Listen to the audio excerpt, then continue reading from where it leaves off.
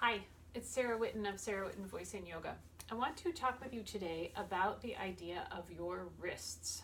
This is a place that I see a lot of issues in yoga class. People have a hard time supporting their weight just on all fours in their wrists, in down dog, and all these places. And we can make modifications. We roll up the mat so that the angle of your wrists isn't quite so much towards 90 degrees. We make it a little wider.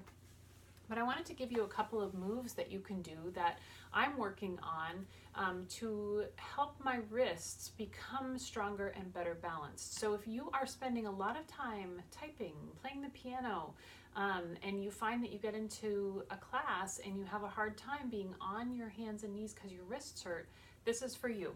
The first part, you're just going to use your body. The second part, I've got a 28-ounce can of tomatoes.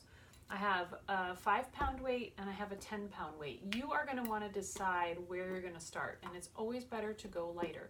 So if you don't have any weights in your house, grab a can of tomatoes, grab a phone book, something that's going to give you a couple pounds of weight. This is maybe 1.5 pounds.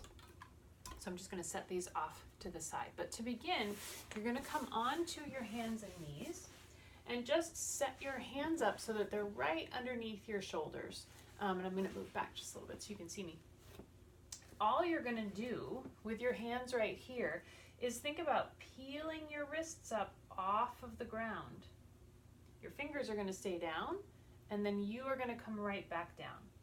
Now you want to be sure that your shoulders aren't moving and your arms aren't moving. Everything is staying really still, and you aren't sort of doing one hand and then the other. You're doing this together. Now, you may not even be able to do one of these to begin, or you might do one or two, and that's going to be it. If it's really, really hard, move your hands out away from your body a little bit, and that will make it a little easier to come up. So maybe this is where you're going to start. If you do it right here and you're like, well, that's pretty simple, walk your hands back towards your knees. This is really challenging for me to get up here and then come back down. So that's above the level where I'm working, but I'm okay with my hands right underneath.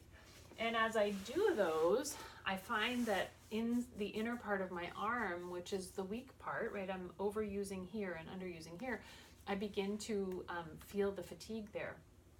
Now, the second part of this is very simple. You are going to take whatever weighted object you have in one hand, and you are just going to walk around your house holding it. So you won't be able to see the upper part of me. I'll show you with a 10-pound weight. You just are holding it in your hand. You can hold it multiple ways. You could hold it like this, or you could hold it like this. If you're holding the can, you can just hold it like that, or you could hold the 2 or 3 pound weight or the 5-pound weight right there.